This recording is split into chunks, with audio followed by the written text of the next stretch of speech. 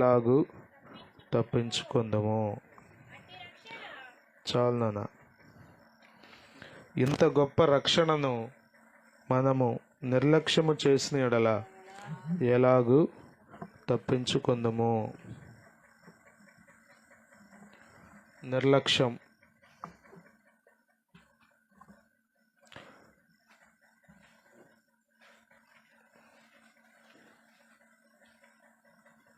మీరు విమానం ఎక్కి ప్రయాణం చేయాలి, ఇతర దేశం వెళ్ళాలనుకోండి. పాస్పోర్ట్ మర్చిపోతే ఏంటి పరిస్థితి?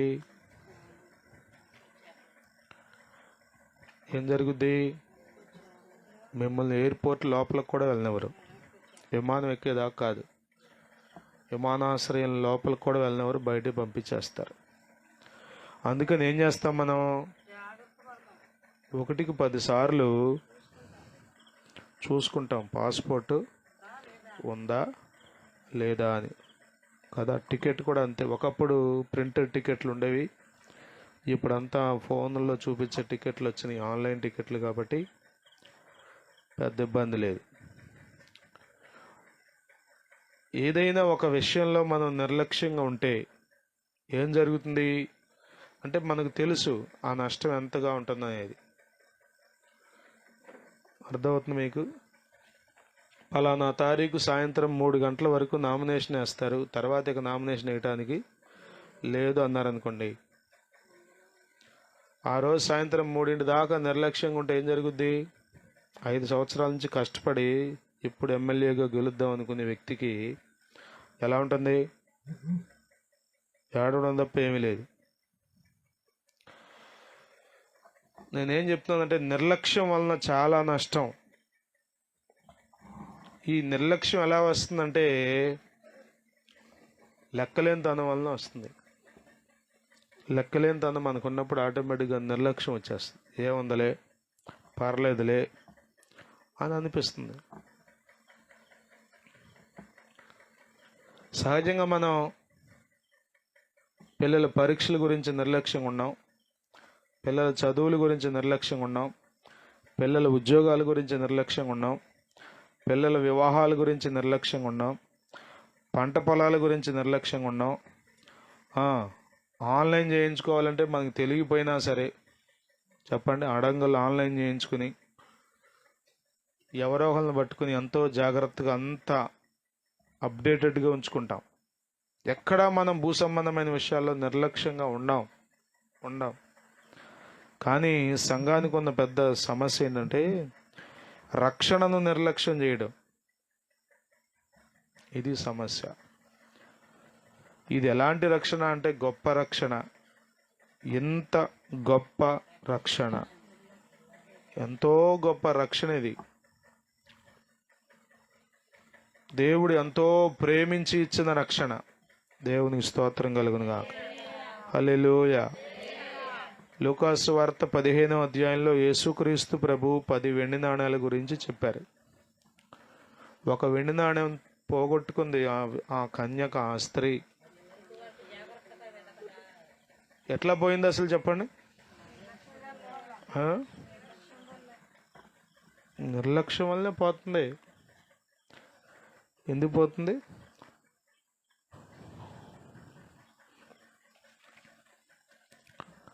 మీకు అజాగ్రత్త ఉన్నప్పుడు ఆటోమేటిక్గా అవి పోగొట్టుకుంటాం. కేర్లెస్నెస్, లెక్కలేనితనం ఉన్నప్పుడు ఆటోమేటిక్గా ఆ వస్తువు మనకు పోతుంది అంతే. జాగ్రత్త, భయము, వణుకు ఉన్నప్పుడు మనం చాలా మెలకువగా ఉంటాం. స్తోత్రం. హల్లెలూయా, హల్లెలూయా.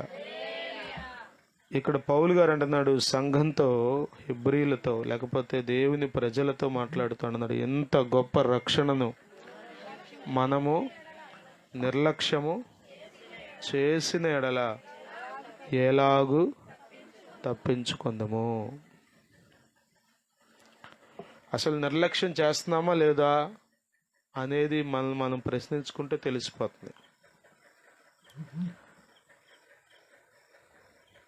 ఒకటి రెండు మాటలు మీకు జ్ఞాపకం చేస్తా. ఒకటి, రక్షణను లక్ష్యంగా కలిగి ఉంటే రక్షణ విషయంలో నీకు అవగాహన ఉంటే నీవు సంఘ క్రమాల్లో చాలా క్రమంగా వస్తావు, సంఘ ఆరాధనలకు చాలా క్రమంగా వస్తావు. దేవుని స్తోత్రం. హల్లెలూయా, హల్లెలూయా. అర్థం. రక్షణ విషయంలో నీకు భయం ఉంటే, రక్షణ విషయంలో నీకు మెలకు ఉంటే దానిని కాపాడుకోవడానికి జాగ్రత్త పడతావు. దేవుని స్తోత్రం. హల్లెలూయా, హల్లెలూయా. రక్షణను దొంగిలించడానికి, రక్షణలో నీవు నిలిచి ఉండకుండా నీ దగ్గర నుండి రక్షణ వస్త్రం దొంగిలించడానికి అపవాది ఎన్నో ప్రయత్నాలు చేస్తున్నాడు. కొద్దిమంది అపవాదిని నమ్మరు. వాడు అసలు నీ పని మీదే ఉన్నాడంటే నమ్మరు. వాడు అసలు అచ్చంగా నిన్ను పాడు చేయడానికే కుట్రల మీద కుట్రలు పన్నుతున్నాడు, రాత్రి పగలు మెలకుగా ఉండి మరి ప్రయత్నం చేస్తున్నాడు అంటే ఒప్పుకోరు కొద్దిమంది.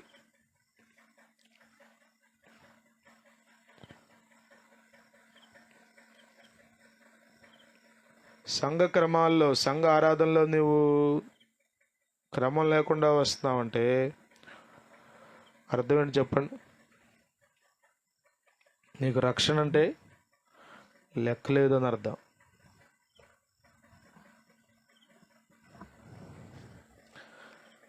ఫిలిప్పీ పత్రికలో పౌలు గారు అంటాడు, మీ సొంత రక్షణను భయముతో వణకుతో కొనసాగించుకోండి అంటాడు.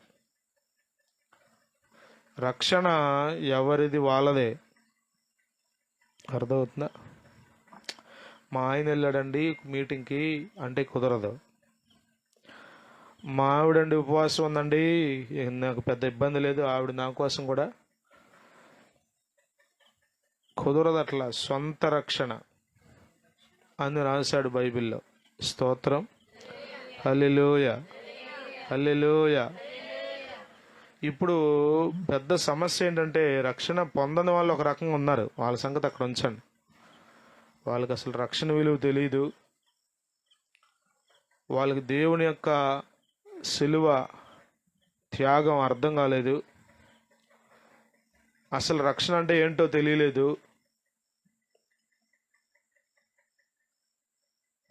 వాళ్ళు అట్లా ఉన్నారు. వాళ్ళని అట్లా ఉంచదండి.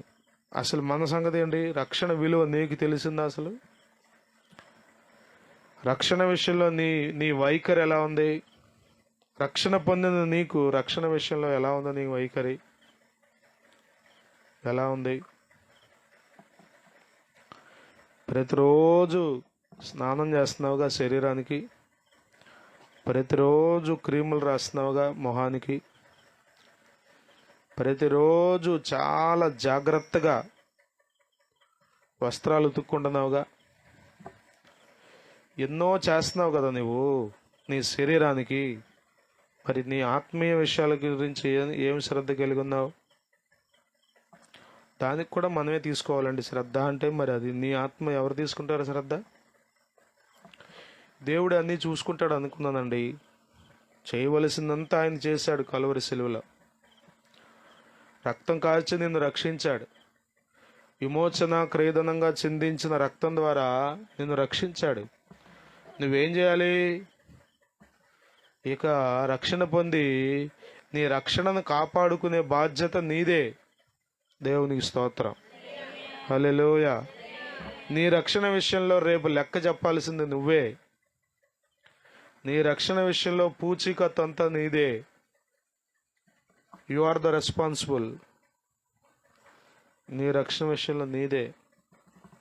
మరండి వాళ్ళండి, మరండి వీళ్ళండి అంటే నీకు సాగుద్దేమో కానీ ఇక్కడ దేవుని దగ్గర ధవల సింహాసనం ముందు సాగవు ఇవన్నీ. మరండి వాళ్ళ మూలాలండి, మరండి వీళ్ళ మూలాలండి, మరండి అట్లా అండి, మా పాస్ట్ గారు ఎట్లా అండి అందుకనండి మరండి. ఇక్కడ సాగుద్ది. వినేవాళ్ళు కూడా నిజమే కోసం పాపం అనుకుంటారు.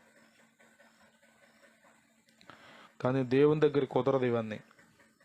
హల్లెలూయా, హల్లెలూయా, హల్లెలూయా. రక్షణ విషయంలో మనం చాలా మెలకుగా ఉండాలి. నేను చెప్పాను రక్షణ నిర్లక్ష్యం చేయలేదు అంటే గుర్తు ఏంటంటే సంఘ ఆరాధనలో చాలా క్రమంగా ఉంటావు నువ్వు. ఒకప్పుడు క్రమంగా ఉన్నావండి అని ఎప్పుడో చరిత్ర చెప్పమాకు, ఎప్పుడో చరిత్ర చెప్పమాకు. ఒకప్పుడు ఉంటాం కాదు, ఇప్పుడు ఏంటి? నువ్వు ఆరాధనలో క్రమంగా లేవంటే అర్థం ఏంటి తెలుసా? నీకు రక్షణ అంటే లెక్కలేదని అర్థం.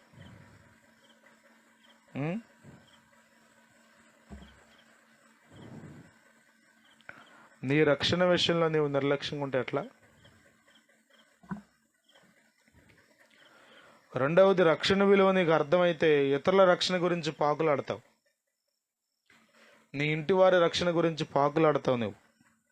అయ్యో నా బిడ్డ, అయ్యో నా భర్త, అయ్యో నా భార్య, అయ్యో మా అమ్మ, అయ్యో మా మా మా చెల్లి అని రక్షణ విలువ నీకు అర్థమైతే రక్షణ కొరకు పాకులాడతావు, ఆరాటపడతావు. దేవుని స్తోత్రం. హల్లెలూయా, హల్లెలూయా, హల్లెలూయా. ఉందా అసలు?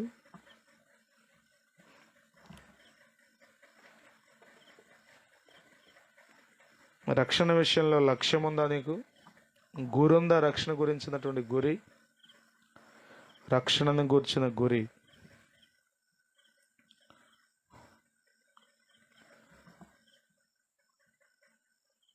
చాలామందికి అసలు రక్షణ అంటే ఏమి తెలియదు. అందుకని వాళ్ళకి తెలియదు కాబట్టి అందుకని ఎవరి గురించి పెద్దగా ప్రార్థన చేయరు, పట్టించుకోరు. అర్థమవుతుందా మీకు?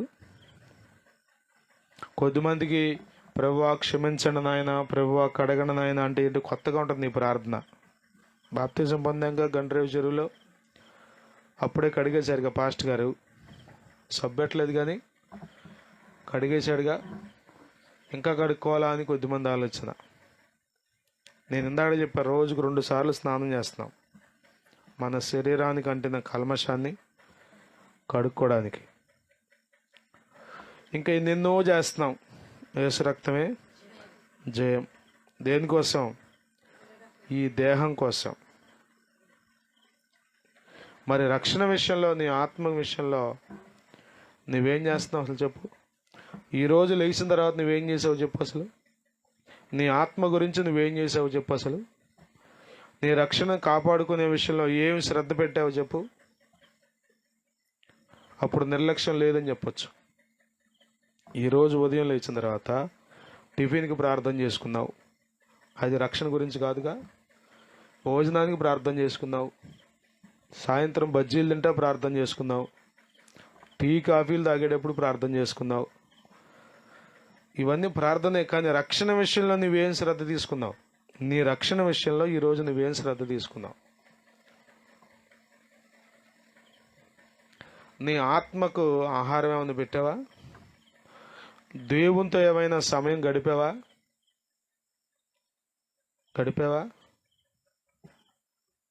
పొందేసానండి, ఇక తిరగలేదండి, పలానా తారీఖు అండి రాసుకోండి అంటే సరిపోద్దా? మనం ఏం చేస్తున్నామో మనకు తెలియాలి. మన భక్తి ఎంతవరకు ఉందో, మన జాగ్రత్త ఎంతవరకు ఉందో, మన శ్రద్ధ ఎంతవరకు ఉందో మనకు తెలియాలి. అపవాది మనల్ని మోసం చేస్తున్నాడు. ఇంకో మాటలు చెప్పాలంటే మనలను మనమే మోసం చేసుకుంటున్నాం. చాలా భక్తి చేస్తున్నాం అనుకుంటున్నాం, చాలా నీతిగా ఉన్నాం అనుకుంటున్నాం, చాలా ప్రార్థన చేస్తున్నాం అనుకుంటున్నాం. దేనికోసం చేస్తున్నాం? ఎలక్షన్ కోసం చేస్తున్నాం. చెప్పరేంటి? కరెంటు పోతే కరెంటు కోసం ప్రార్థన చేస్తున్నాం, ఆరోగ్యం పోతే ఆరోగ్యం కోసం ప్రార్థన చేస్తున్నాం, పిల్లలు చదువుతున్నారు పరీక్షలు అంటే పరీక్షల కోసం ప్రార్థన చేస్తున్నాం. కానీ భక్తి జీవితంలో, రక్షణ జీవితంలో ఈ రక్షణ వస్త్రం ఉందో లేదో అసలు ఆ కాన్షియస్ మనకుందా? కొద్దిమందికి ఆత్మ సంబంధమైన బ్రెయిన్ డెడ్ అయిపోయింది, ఏమీ తెలియట్లే అసలు. ఏంటంటే కొత్త బాధ చేస్తున్నారు అన్నట్టుగా చూస్తున్నారు. రక్షణ విషయంలో నువ్వు ఎలా ఉన్నావు? శ్రద్ధ కలిగి ఉన్నావా, నిర్లక్ష్యంగా ఉన్నావా? ఒకసారి ఆలోచన చెయ్యి. హల్లెలూయా, హల్లెలూయా. నేను ముగించేస్తున్నాను. ఒకటి, నీవు రక్షణ గురించి శ్రద్ధ ఉంటే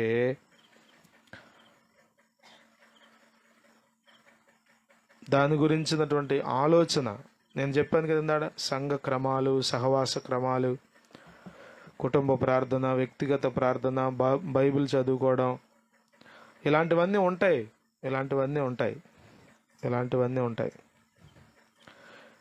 కదా. హీరోలు హీరోయిన్లు అడగండి, సినిమాల్లో నటించే వాళ్ళని, నాటికలు వేసే వాళ్ళని, డ్రామాలు వేసే వాళ్ళని, వాళ్ళ శరీరాన్ని ఎలా కాపాడుకుంటారు? వాళ్ళ శ్రద్ధ అంతా శరీరం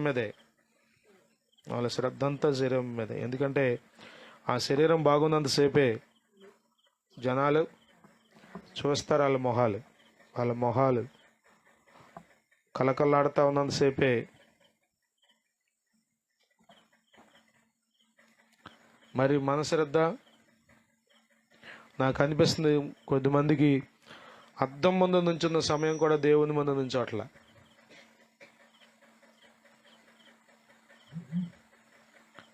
లోక పుస్తకాల ముందు కూర్చున్నంత సమయం కూడా బైబిల్ ముందు కూర్చోట్ల.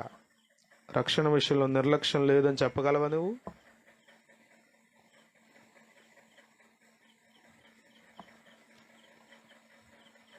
బుధవారం ఆరాధన ఎప్పుడో మానేశావు, శుక్రవారం ఉపవాస కూటం ఎప్పుడో మానేశావు, శనివారం కూడా మానేశావు, ఆదివారం ఆరాధనలు ఎప్పుడో కుదిరితే వస్తున్నావు. మనస్సాక్షి నిర్మలంగా కాపాడుకుంటున్నావా? అందరికి తీర్పు తీర్చుకుంటూ నీవు శుద్ధ హృదయాన్ని నీవు పోగొట్టుకుంటున్నావా? పరిశీలన చేసుకోవడం చాలా ప్రాముఖ్యం. రెండో మాట ఏంటంటే, నీకు రక్షణ విలువ తెలిస్తే, నీకు రక్షణ విషయంలో శ్రద్ధ ఉంటే ఇతరుల రక్షణ కొరకు పాకులాడతావు. స్తోత్రం, హల్లెలూయా. ఇతరుల రక్షణ కొరకు ఆరాటపడతావు. రక్షణ ఇదే గొడవ ఉంటుంది నీకు. స్తోత్రం. మా అబ్బాయికి ఉద్యోగం లేదయ్యా, ప్రార్థన చేయండి. మా అబ్బాయి సెటిల్ అవ్వలేదయ్యా, ప్రార్థన చేయండి. మా అబ్బాయికి ర్యాంక్ రావాలి, ప్రార్థన చేయండి. మా అబ్బాయి కొంచెం ఆరోగ్యం కొంచెం ఈ మధ్యకాలంలో తేడా వచ్చింది, ప్రార్థన చేయండి. మా అబ్బాయిని అనేక విషయాలు అడిగావు, కానీ ఎప్పుడన్నా మా అబ్బాయికి రక్షణ పొందాలి, మా అబ్బాయి మందిరానికి రావాలి, మా అబ్బాయికి దేవుడు ఎవరో తెలియాలి, మా అబ్బాయి నరకం నుండి తప్పించుకోవాలి, ప్రార్థన చేయండి అని ఎప్పుడన్నా అడిగావా? అడగలేదంటే అర్థమైనా తెలుసా? నీకు రక్షణ విషయంలో లెక్కలేనితనం వచ్చింది. లెక్కలేనితనం ఉంది. ఇంత గొప్ప రక్షణను మనము రక్షింపబడిన మనము నిర్లక్ష్యం చేసిన ఎడల ఎలాగూ తప్పించుకుందాం. రక్షణ పొందిన వాళ్ళని అక్కడ పెట్టండి, వాళ్ళ గురించి మాట్లాడట్లేదు నేను అసలు. రక్షణ పొందిన మనము నిర్లక్ష్యం చేస్తే ఎలా తప్పించుకుంటాం? నాకు బీఈడీలో చదువు చెప్పిన మ్యాథ్స్ మెథడాలజీ టీచ్ చేసినటువంటి మేడం గారు, వారి కుమారుడు పోయిన సంవత్సరం ఇదే రోజున ట్రైన్ యాక్సిడెంట్లో చనిపోయాడు. పొరపాటున డోర్లో కూర్చుని విజయవాడ నుంచి భీమవరం వెళ్తూ ముందుకు జారి ముందుకు పడిపోయాడు, చచ్చిపోయాడు. ఈరోజు ఆ కుర్రాడు జ్ఞాపకార్థ కూటమి అయితే నేను కూడా వెళ్తే ఆ తల్లి మా మేడం గారు ఇప్పుడు భీమవరంలో బీఈడీ కాలేజ్ ప్రిన్సిపల్, ఆమె పిహెచ్డి డాక్టరేట్. ఆయన లెక్చరర్ కైకలూరు కాలేజీలో, ఇంటర్మీడియట్ కాలేజీలో, గవర్నమెంట్ కాలేజీలో. చివరిలో మాట్లాడమని ఆవిడకి ఇస్తే, నాకు చనిపోయిన మా అబ్బాయి గురించి అసలు బాధ లేదు, కొన్ని విషయాల్లో ఎందుకు ఇప్పుడే తీసుకున్నాడని బాధ ఉన్నప్పటికీ దేవుడు నాకు అనేక విషయాలు బోధించి ధైర్యపరిచాడు. కానీ మీరందరూ ప్రార్థన చేయండి, మా భర్త రక్షణ పొందాలి అని అడిగింది.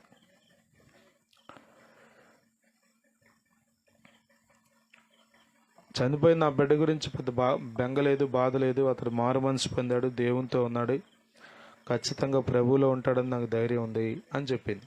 17 సంవత్సరాల పిల్లాడు, ఇంటర్మీడియట్ కంప్లీట్ అయిన కుర్రాడు. కానీ నా భర్త రక్షణ పొందాలని ప్రార్థన చేయండి అంది. నన్ను పూర్తి పేరుతో పిలుస్తుంది ఆవిడ. పిలిచి అంటుంది, ఒకసారి భీమవరం రానా మా ఇంటికి, ఇదిగో సార్ గారికి నువ్వు 4 మాటలు చెప్తే రక్షణ పొందుతాడేమో, యేసు ప్రభు నమ్ముతాడేమో చెప్పు నాన్న అంటుంది. నేను ఎప్పుడు చెబుతున్నా కానీ ఇంట్లో వాళ్ళ మాటలు తేలిగ్గా తీసుకుంటాడుగా.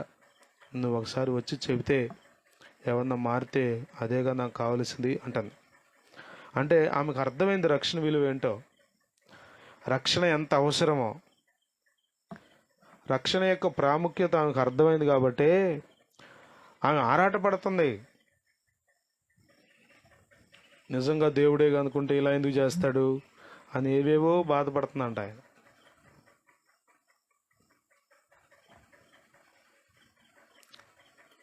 ఆమె నాకు టీచ్ చేసిన లెక్చరర్ ఇప్పుడు ప్రొఫెసర్, ఆమె డాక్టర్. అట్లాంటి ఆమె అంటుంది, బాబు నువ్వు రానా ఒకసారి మా ఇంటికి భీమవరం రా, అమ్మాయిని తీసుకునిరా, మీరిద్దరు వచ్చి 4 మాటలు సార్ గారికి చెప్తే. అంటే ఏంటి చెప్పండి, ఆమె తపనంతా ఏంటి, నా భర్త ఎట్లాగే మిగిలిపోకూడదు,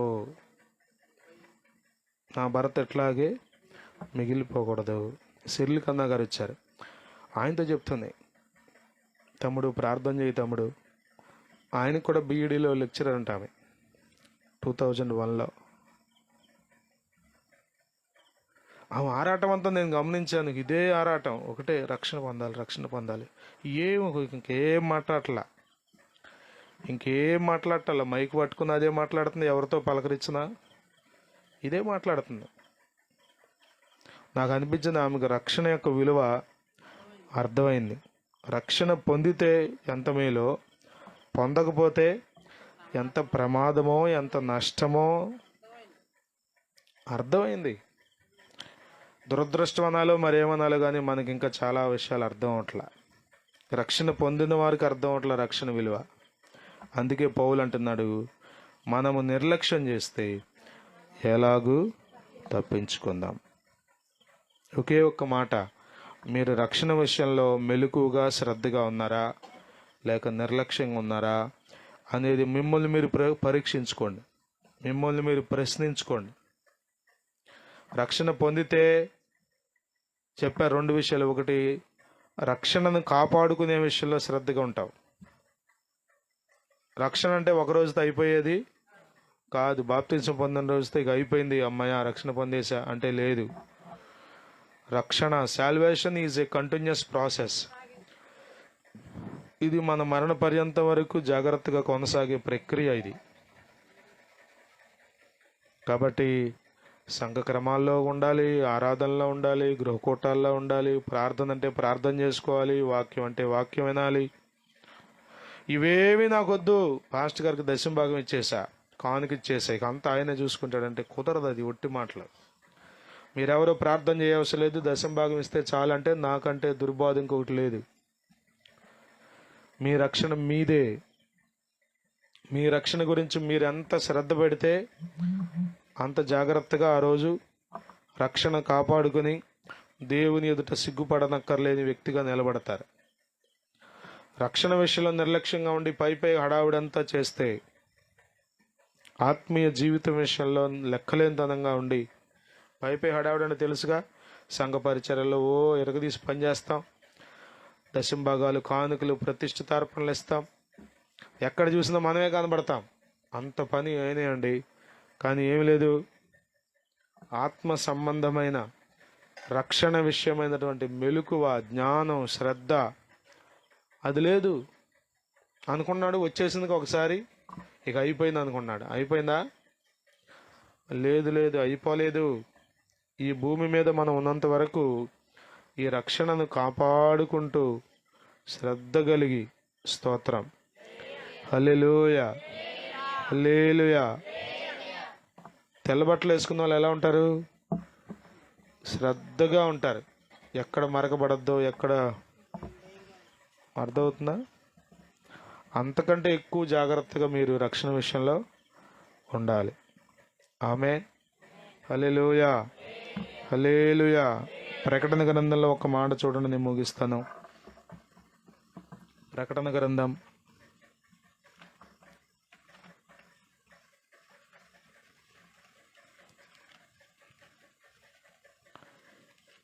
19వ అధ్యాయం 1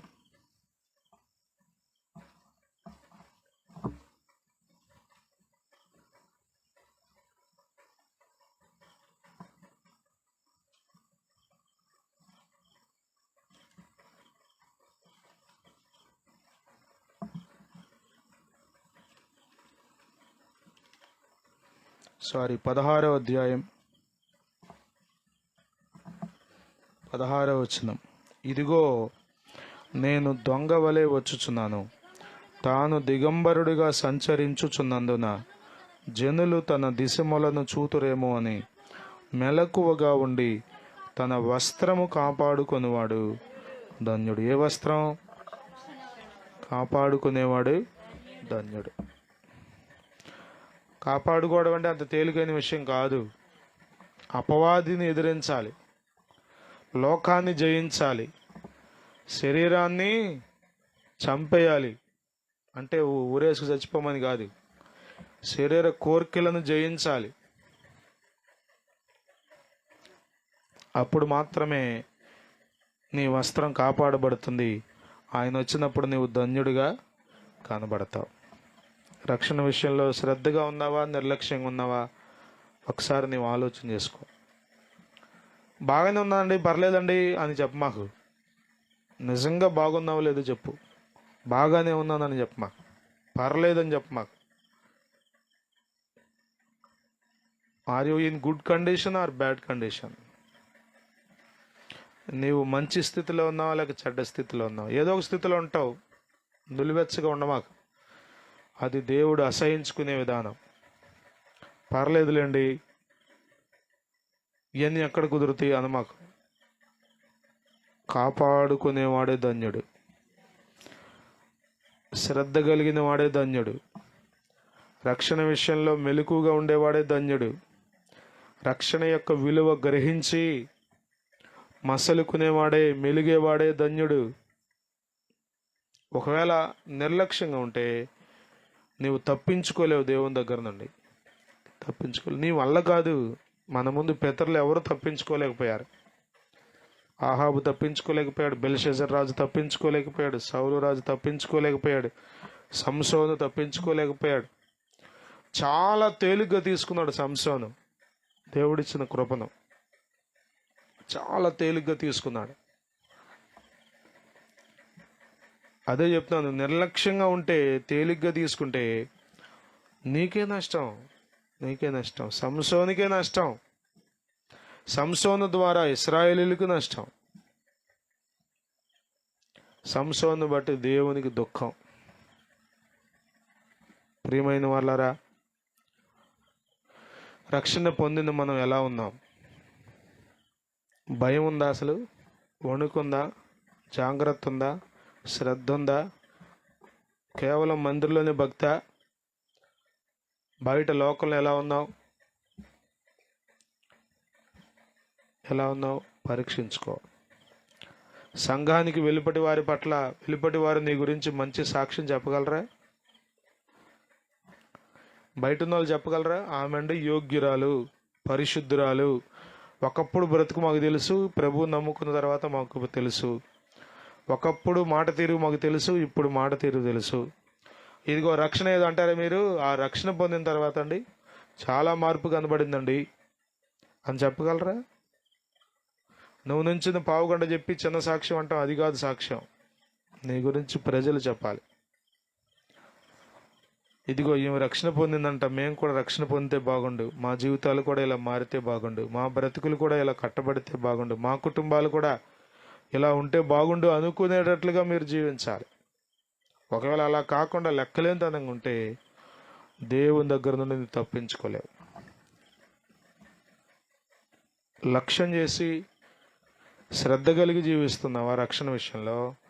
లేక లెక్కలేనితనంగా నిర్లక్ష్యంగా ఉంటూ ఎప్పుడో పోగొట్టుకున్నావా రక్షణని? భలే వాళ్ళండి, ఆదివారం తెల్ల చీర కట్టుకొస్తుందండి, తెల్ల బట్టలు తెల్ల ప్యాంటు తెల్ల చొక్కా వేసుకుంటుందండి, చాలా జాగ్రత్తగా ఉంటుందండి, భయభక్తులతో ఆ 10 నిమిషాలు కన్నీరు గార్చి ఆ రొట్టె తీసుకుంటుందండి. ఇవన్నీ పై మెరుగులు. నీ అంతరంగం ప్రభువుకు తెలుసు. నీ అంతరంగం ప్రభువుకు తెలుసు. నీకు రక్షణ అంటే లెక్కుందో లేదో నీకు తెలుసు, నిన్ను రక్షించిన ప్రభువుకు తెలుసు. మెలకుగా ఉందాం, భయభక్తులు కలిగి ఉందాం, వణుకుతూ బ్రతుకుదాం, జాగ్రత్తగా బ్రతుకుదాం. ప్రభు త్వరగా రాబోతున్నాడు. ఇదిగో నేను దొంగ వలె వచ్చుచున్నాను అన్నాడు ప్రకటన గ్రంథంలో. కాబట్టి ప్రభు రాబోతున్నాడు. ఒకవేళ నీవు నిర్లక్ష్యం చేయకుండా మెలకువగా, జాగ్రత్తగా, శ్రద్ధ కలిగి, భయభక్తులు కలిగి నీ రక్షణను కాపాడుకుంటూ, నీవు సిద్ధపరచుకుంటూ, అనేకులను సిద్ధపరుస్తూ, అనేకులను రక్షణ మార్గంలోకి నడిపిస్తూ కనుక నీవు ఉంటే, ఆయన వచ్చినప్పుడు మెప్పు, మహిమ, ఘనత నీకు ఇవ్వబోతున్నాడు ఆయన. ఆమేన్. ఒకవేళ ఇంకో కోణంలో నీవు ఉంటే కనుక నీవు ఆయన దగ్గర నుండి తప్పించుకోలేవు. ఇక్కడ వేసిన నాటకాలన్నీ అక్కడ చెల్లుబట్టావో. ఆయన దహించు అగ్నియు, రోషం గల దేవుడై ఉన్నాడు. జాగ్రత్త పడదాం, సరి చేసుకుందాం, మెలకుగా ఉందాం. పరిశుద్ధాత్ముడు మనకు సహాయం చేయనుగాక. ప్రార్థన చేసుకుందాం. మహాపరిశుద్ధుడు అయిన తండ్రి, మీ స్తోత్రం. ఇంత గొప్ప రక్షణను నిర్లక్ష్యము చేసిన ఎడల ఎలాగూ తప్పించుకుందాము అన్నాడు పౌలు భక్తుడు. ప్రభా, మనము అన్నాడయ్యా, సేవకులమైనా, విశ్వాసులమైనా, ఎంత సీనియర్ భక్తిపరులమైనా కావచ్చయ్యా, రక్షణ విషయంలో నిర్లక్ష్యం రానివద్దు ప్రభా. రక్షణ పొందిన నేను, రక్షణ పొందిన మేము ప్రభా నిర్లక్ష్యంగా బ్రతకనివ్వద్దు. సమాజంలో ఎంతోమంది రక్షణ పొందకుండా భయంకరంగా బ్రతుకుతున్నారు. రక్షణ పొందిన మేము కూడా ఇంకా అలాగే బ్రతికితే మేము ఎలా తప్పించుకుంటాం ప్రభా? ప్రభువా అని పిలుస్తూ, మందిరానికి వస్తూ, బలలో చేయి పెడుతూ తండ్రి నిర్లక్ష్యంగా జీవిస్తే అయ్యా, నీ ఉగ్రత నుండి మేము ఎలా తట్టుకోగలం, తప్పించుకోగలం ప్రభువా? నన్ను క్షమించండి, నిర్లక్ష్యమును తీసివేయండి, భయభక్తులు దయచేయండి, భయభక్తులు దయచేయండి. ఈ శరీరం కొంతకాలం ఉంటుంది. శరీరం కేవలం నిష్ప్రయోజనం ప్రభువా. ఆత్మ జీవింపజేస్తుంది. ఆత్మయే అవసరం ప్రభువా. ఆత్మ చేత శరీర క్రియలను జయించి నీకు ఇష్టలుగా బ్రతకడానికి మాకు సహాయం చేయండి. నీ వాక్యం మాకు అర్థమగినట్లుగా చేయండి. ఎంతమంది బిడ్డలు నీ సన్నిధికి వచ్చారో ప్రతి బిడ్డను జ్ఞాపకం చేసుకోదండి. ప్రపంచవ్యాప్తంగా రక్షణ పొందిన బిడ్డలు ప్రభువా, నిజంగా క్రైస్తవులుగా బ్రతికితే ఇప్పటికి అందరూ రక్షణ పొందేవాళ్ళయ్యా. నిజంగా మేము దేవుని బిడ్డలకు తగ్గట్లుగా మాట్లాడితే అనేక మంది మమ్మల్ని చూసి మందిరానికి వచ్చేవాళ్ళు ప్రభువా. మా అశ్రద్ధను, మా నిర్లక్ష్యమును, అయా మా అయోగ్యతను క్షమించమని, రక్షణ విషయంలో భయము కలిగి, వణుకు కలిగి, అంతం వరకు నమ్మకంగా నీలో నిలిచి ఉండే కృప మాకు దయచేయమని వేడుకుంటున్నాం. నీ వాక్యం మా అందరి హృదయాల్లో ఫలింపు చేయండి. ఈ రాత్రి వచ్చిన ప్రతి బిడ్డను జ్ఞాపకం చేసుకోదండి. ఇంకెంతమంది బిడ్డలు రాలేకపోతున్నారో వారిని కూడా కనికరించండి. మరి బిడ్డ రాజేష్ ప్రయాణంలో ఉన్నాడు, నీ కృప తోడుగా ఉంచండి నాయనా. మీకు స్తోత్రం చెల్లిస్తున్నాం. ప్రతి బిడ్డను జ్ఞాపకం చేసుకోండి నాయనా. ఎవరి రక్షణ వారిదే ప్రభువా. భర్త రక్షణ భార్యకు రాదు, భార్య రక్షణ భర్తకు రాదు ప్రభువా. గ్రహింపు కలిగి, మెలకువ కలిగి, జాగరూకతలమై ప్రభువా నాయన, జాగరూకులమై మీ సంధిలో నడుచుకోవడానికి మాకు సహాయం చేయండి. నన్ను క్షమించండి, నా అపవిత్రత క్షమించండి, నా నిర్లక్ష్యమును క్షమించండి నాయన. సంఘమంతటిని సిద్ధపరిచే కృప, ముందు నేను సిద్ధంగా ఉండే కృప నాకు దయచేయండి. నీ ఆత్మతో నన్ను నింపండి, నీ ఆత్మ కార్యాలు జరిగించండి అయ్యా. సోమరితనం, నిర్లక్ష్యం, సంఘ క్రమాల్లో ఆరాధనలో పాల్గొనలేని విధానం దూరపరచండి ప్రభువా నాయన. అనేకుల రక్షణ కొరకు ఆరాడపడే కృపనివ్వండి. ఇదిగో మేడం ఎంతో ఆరాడపడుతూ నేను చూశాను ప్రభువా. నిజంగా రక్షణ విలువ అర్థమైతే మేము ఇలా ఎందుకు కూర్చుంటాం నాయన? ఎందుకు ఇలా మౌనంగా ఉంటాం ప్రభువా? ఎందుకు ఉపవాసం ఉండకుండా కూర్చుంటాం ప్రభువా? ఎందుకు మొర్ర పెట్టకుండా కూర్చుంటాం? ఎందుకు కన్నీరు గార్చకుండా కూర్చుంటాం ప్రభువా? కనబడిన వాళ్ళందరిని అడుగుతామయ్యా, ఇదిగో రక్షణ పొందాలి మా భర్త, నా భార్య రక్షణ పొందాలి, నా బిడ్డలు రక్షణ పొందాలి. ఇదిగో నాయన, అట్టి కృప మాకు దయచేయండి. రక్షణ విషయంలో లక్ష్యం కలిగి, రక్షణ విషయంలో అవగాహన కలిగి, తెరవబడిన హృదయంతో నీలో ఉండడానికి సహాయం చేయండి. అపవిత్రాత్మలను, అవిధేయతను, అపవాది కలుగజేస్తున్న ప్రతి విధమైన అభ్యంతరములను యేసు నామములో బంధిస్తున్నాను. ప్రతి బిడ్డను ప్రక్షాళన చేయండి, ప్రతి బిడ్డను శుద్ధీకరించండి, ప్రతి బిడ్డకు అయా శ్రద్ధ దయచేయండి. భూ సంబంధమైన విషయాల్లో శ్రద్ధ ఉన్నప్పుడే మా పంటలు పండుతున్నాయి. అయ్యా, బిడ్డల గురించి శ్రద్ధ కలిగి ఉన్నప్పుడే వాళ్ళు చదివి గొప్ప వాళ్ళు అవుతున్నారు. వ్యాపారం గురించి శ్రద్ధ ఉన్నప్పుడే అది అభివృద్ధి చెందుతుంది. మరి రక్షణ విషయంలో కూడా మేము శ్రద్ధ కలిగి మా ఆత్మీయ జీవితాన్ని కాపాడుకుంటూ అనేకులను నీ యొద్దకు నడిపించేవారిగా, అనేకుల రక్షణ కొరకు ఆరాటపడేవారిగా మేము ఉండడానికి సహాయం చేయండి. యోగ్యతలోనికి నడిపించండి. నీ వాక్యపు ఫలాలు మేము చూడడానికి సహాయం చేయండి. ఇంకా ఏదైనా అవిధేయత ఉంటే ఈ రాత్రే ప్రతి బిడ్డలో నుండి యేసునామంలో అది పోవునుగా కానీ ప్రార్థన చేస్తున్నాం. నీ గొప్ప కార్యాలు జరిగించి మహిమ పొందాను. నజరేయుడైన యేసుక్రీస్తు నామంలో ప్రార్థించి స్తుతించి వేడుకొనుచున్నాము తండ్రి. తండ్రి, కుమార పరిశుద్ధాత్మల త్రియేక దేవుని సన్నిధి సదాకాలం మనకు తోడయ్యుండి రక్షణ విషయంలో శ్రద్ధ కలిగి మెలకువ కలిగి ఆత్మయాత్ర కొనసాగించి ముగించుటకు పరిశుద్ధాత్ముడు మనందరికీ సహాయం చేసి నడిపించునుగాక. ఆమేన్. యేసు రక్తమే జయం, సిలువ రక్తమే జయం. ప్రభు యేసు నామమునకే సంపూర్ణ విజయం కలుగునుగాక. ఆమేన్. హల్లెలూయా, హల్లెలూయా, హల్లెలూయా. అందరికీ వందనాలు. రేపు ఉదయం